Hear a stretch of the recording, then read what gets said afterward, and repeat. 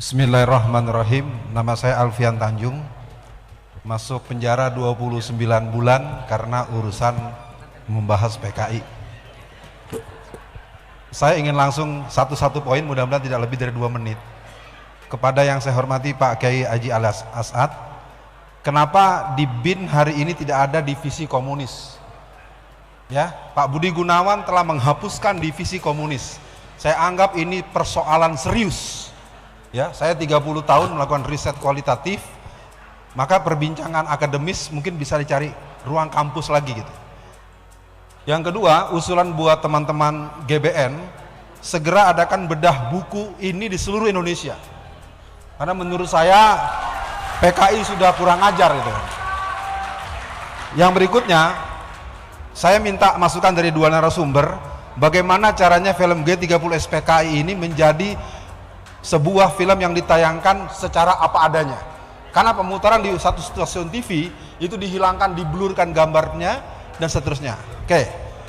Selama kurang lebih 14 tahun ada 13 angkatan latihan kader dari partai tertentu ke PKC, dan kader itu bersebar di beberapa partai dan tidak pernah dipersoalkan. Terakhir, apa yang harus kita kerjakan?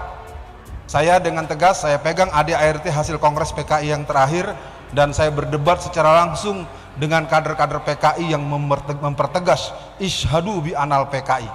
Jadi kalau kader-kader PKI sudah mengikrarkan diri di mana-mana dengan kata kunci, buku Aku Bangga Anak PKI telah tercetak sebanyak 2 juta eksemplar. Apakah kita anggap itu hal biasa? Terima kasih. Kenapa BIN tidak ada biro yang ngurusi komunis gitu ya? Ada namanya divisi Direktorat Kontra Subversi. Isinya sebenarnya itu. Zaman saya tahu tadi gerakan Rewang, Sosro, Huta Julu juga karena itu diikuti sampai detail. Di mana dia? Di Pondok Gede, di mana? Di Depok, di Bandung, itu ada semua. Ada semua, sehingga ketika saya pensiun saya masih bisa mengikuti yang seperti itu. Sekarang saya sudah pensiun 10 tahun yang lalu, jadi jangan ditanyakan kepada saya nggak ngerti. Ya itu urusan berikutnya, tapi saya tidak tahu ya. Tapi yang jelas di Direktorat Kontra Subversi itu ada, dan yang diurus memang ini. Memang ini tidak populer.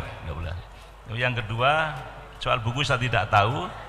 Sekarang apa yang harus kita lakukan? Itulah.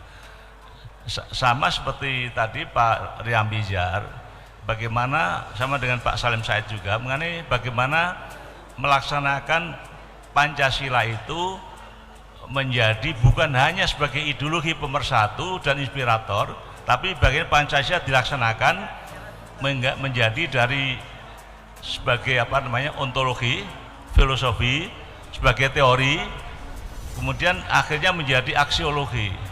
Ada seorang dosen dari Universitas Diponegoro 2 minggu yang lalu diskusi mengenai masalah ini di Undip.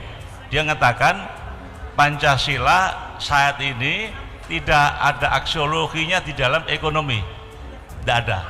Dia di riset di Pekalongan seperti itu. Saya bilang gimana pendapat Bapak? Saya bilang ya itu kenyataan. Sebagai ideologi kita pakai, sebagai inspirator, sebagai pemersatu, tapi untuk ekonomi kita belum waktu itu ya. Kenapa? Ya mungkin kita udah menjadi neolib, ekonomi kita seperti itu, dan orang tidak menyadari. Sekarang ya bagaimana kita menyadarkan ke pemerintah. Dulu masih ada KPUD, zaman Bung Karno ada Bank TNB, Bank Koperasi Tani dan Nelayan, ada Sekolah Menengah Ekonomi, Sekolah Menengah Pertanian, Sekolah Teknik, kemudian ada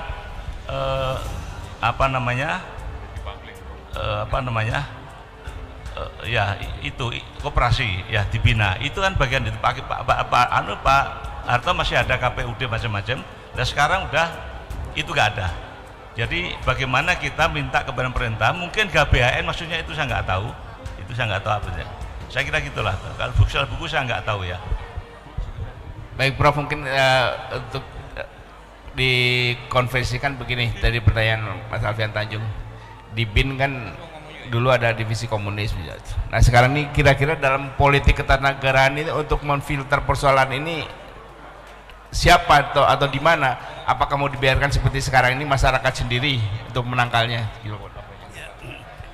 Begini, penjelasan saya begini, mudah-mudahan benar tapi bisa tidak benar.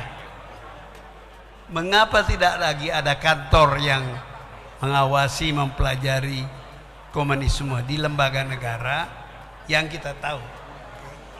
Sebab di Indonesia ini belum tentu, tidak pasti bahwa semua urusan security itu di bawah BIN, bisa saja di lembaga yang lain. Tapi seandainya di bawah BIN saja, maka saya ingin mengatakan mungkin karena persepsi pemerintah sekarang tidak lagi melihat komunis sebagai ancaman. Mungkin kira-kira begitu. Oleh sebab itu tidak ada kantor yang mengawasi itu, karena dianggap sudah tidak ada bahaya komunis, sudah dibubarkan. Saya kira begitu, tapi belum tentu benar juga. Habis ini Mas Bambang ya, plus. Bismillahirrahmanirrahim. Assalamualaikum warahmatullahi wabarakatuh. Saya Sanusi Uwais dari GBN Jawa Barat. Tahun 64 saya ini sudah jadi guru SMP di Wanayasa Purwakarta. Saya melihat ada suasana mirip antara 64 dengan suasana sekarang ini, yakni penghinaan terhadap agama, mengejek guru-guru agama, mengejek ulama-ulama, dan ada sebagian malah yang dibunuh. Tahun-tahun ini hal-hal yang 64, 63 itu tampak muncul kembali, sehingga saya punya kaitan ingatan dengan apa yang disebutkan oleh Pak Salim Said, Pak As'ad, sampai Pak Riyami dari Yakudu yang menyatakan bahwa ideologi itu tidak mati, ideologi tetap hidup. Tetapi ideologi yang hidup itu kan tampilnya justru dalam bentuk perilaku-perilaku itu. Bagaimana tanggapan kedua pembahasan ini tatkala melihat umpamanya ada tokoh partai yang tidak percaya pada hari kiamat, ada tokoh nasional yang menghinakan Nabi. Kalau dulu tahun 63 64 jelas yang dihina itu ulama dan seterusnya. Sekarang langsung yang dihinanya nabinya, yang dihinanya Qur'annya. Apakah itu tidak berarti ekspresi dari ideologi-ideologi yang dianggap tadi oleh ketiga pembicara emang masih hidup? Tolong ini diterangkan secara jelas supaya tidak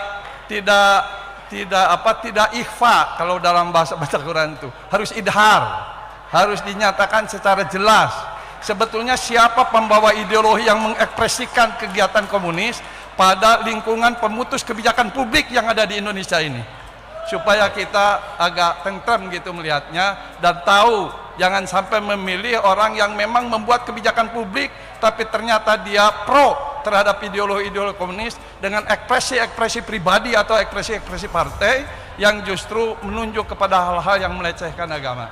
Terima kasih. Baik, saya kira langsung dijawab Pak Asad.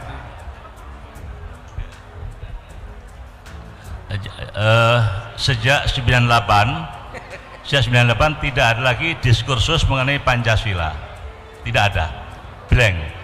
Yang ada misalnya begini, kalau saya menang, partai saya menang, saya akan mendorong kawin sejenis diperbolehkan, seperti itu. Artinya apa? Ini orang tidak paham Pancasila, karena itu kawin sejenis adalah melanggar budaya kita.